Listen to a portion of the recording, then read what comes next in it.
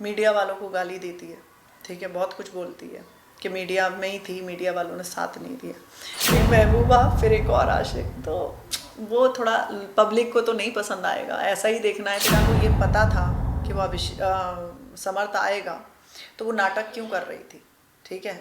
और जब समर्थ को पता था कि मैं जा रहा हूँ, मेरे को बहन बोलता था, और उसने देखा कि मौका है, इसको हटा देते, नहीं तो ये बहुत बोलने वाली है। हाँ, इसलिए बचा लिया क्योंकि सना बहुत कमज़ोर है, सबको पता है, यहाँ तक का ऑडियंस को भी पता है कि मैं स्ट्रॉन्ग पर्सनैलिटी की हूँ, मैं किसी से दबती नहीं हूँ, मैं जो भी होता है मुंह पे बोलती हूँ। तो सना को कभी भी, सना तो इस हफ्ते नहीं अगले हफ्ते निकल जाएगी, तो वो तो नॉर्मल है, वो घर में भी है तब भी पता नहीं चलती है। तो लोगों को पता चलता है कि हाँ, जब स्ट्रॉन्ग पर्सनालिटी है उसको पहले निकालते हैं, जिससे ये हमारे पैरों का कांटा ना बने, तो मुझे इसलिए निकाला। और ऐसा कौन सा कंटेस्टेंट था जिसको आप उम्मीद भी नहीं था कि ये बंदा मुझे वोट नहीं देगा, लेकिन वो बंदा आपको वोट दिया? मुझे अभिषेक अभिषेक। अभिषेक मुझे नहीं पता था, बट उसने, अभिषेक ने मुझे वोट दिया, क्योंकि हम लोगों का बहुत फाइट भी होता रहता था, कभी कभी मैं मुझको बच्चे भी बोल देती, मतलब बहुत सारी ऐसी चीज़ें होती थी, तो उसका उम्मीद नहीं था। इनफैक्ट ईशा का भी नहीं था, तो ईशा भी ने भी किया, मतलब जितने भी थे उन लोगों ने मुझे किया। और जिसका नहीं, मतलब उम्मीद नहीं थी कि ये मुझे नहीं करेगा, मतलब जैसे कि राइडर, मुझे उम्मीद थी कि वो करेगा मुझे, क्योंकि वो मेरे को बहन बोलता था, और उसने देखा कि मौका है, इसको हटा देते, नहीं तो ये बहुत बोलने वाली है, तो उसने मुझे हटा दिया। जी। साथ ही मैं मुनावर का और मनारा का बात करूं तो सबका कहना है कि लोगों का वो अंदर चल रहा है और दोनों का कुछ तो चल रहा है, क्या सचमुच कुछ चल रहा है क्या अंदर? मुझे ऐसा लगता है मुनावर का और मनारा से, हाँ, अच्छा है, पूछने से अच्छा है कि पहले हम वेट करें, जो हम वेट करेंगे तो जनता को खुद समझ में आएगा। हमें ऐसा लगा अंदर कि कुछ ना कुछ ऐसी चीज़ें हैं जिससे ये लोगों का कुछ चल रहा है, तो इसलिए मुझे ऐसा लगा, और यही मैं बोलूँगी, अभी वेट करें, क्योंकि बाजी पलटने में टाइम नहीं लगता है वहाँ पर। जी। मैं साथ ही बात करूं आयशा, अभिषेक और समर्थ, इन दोनों का ऐसा लग रहा है सास बहू का झगड़ा चलता है ना जो, वैसा कुछ फीलिंग आ रहा है देख के। क्योंकि क्या समर्थ का इसके पीछे ऑलरेडी, क्या रियलिटी हाँ, है? समर्थ का ऑलरेडी पहले से जाने का था, ठीक है, बिग बॉस में, और वो शायद ईशा को भी पता होगा, ठीक है। जब ईशा को ये पता था कि वो समर्थ आएगा, तो वो नाटक क्यों कर रही थी, ठीक है। और जब समर्थ को पता था कि मैं जा रहा हूँ, फिर टेलीविज़न पे एक लड़की को बोलने वाला, वो कौन होता है कि झूठी है, तू मक्कार है, तू प्यार करता है तो ऐसे बोलने की ज़रूरत नहीं है।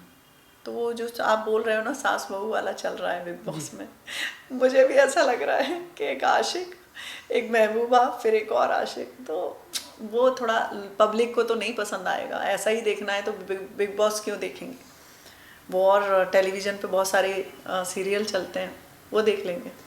अभिषेक का इतने दिनों से बातचीत तो होता नहीं था, और अचानक से आयशा को देख के उनका दिल का प्यार जाग उठा। वो कह रहे कि तू मेरे से बात नहीं करेगी तो मेरे को बहुत फर्क पड़ेगा, ये पड़ेगा वो पड़ेगा। इसके पीछे का क्या रियलिटी है? उसके पीछे बोलूँगी थोड़ा रियलिटी तो है, क्योंकि एक टाइम पे एक बंदा एक जैसी बातें नहीं कर सकता।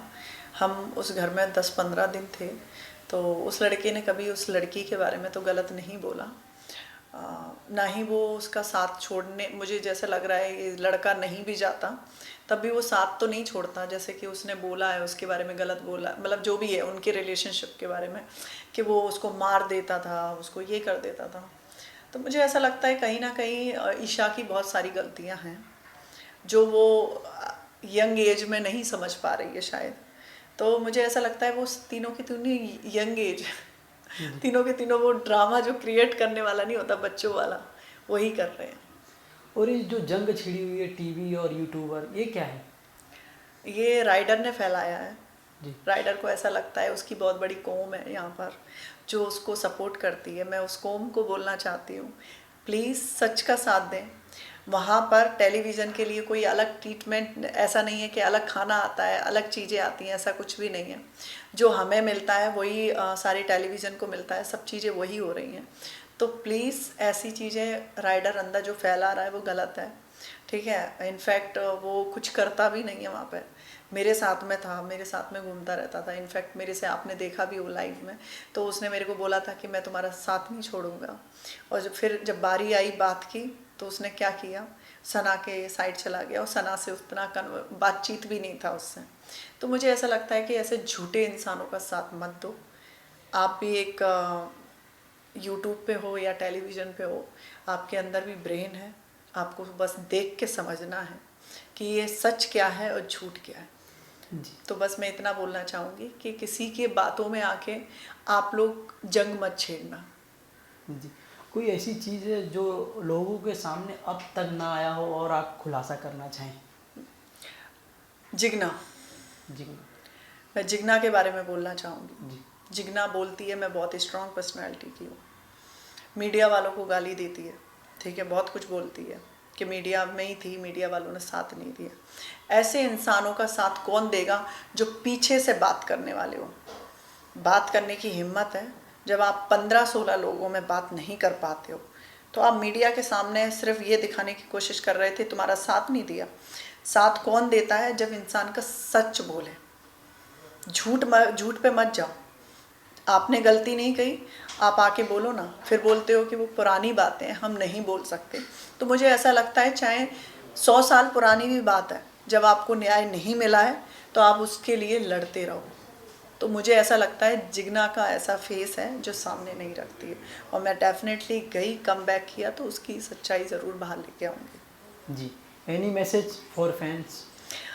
बस इतना ही है कि थैंक यू, आप लोगों ने मुझे सपोर्ट किया। मुझे बाहर आके पता चल रहा है लोग मुझे बहुत पसंद कर रहे हैं, तो इस चीज़ के लिए थैंक यू।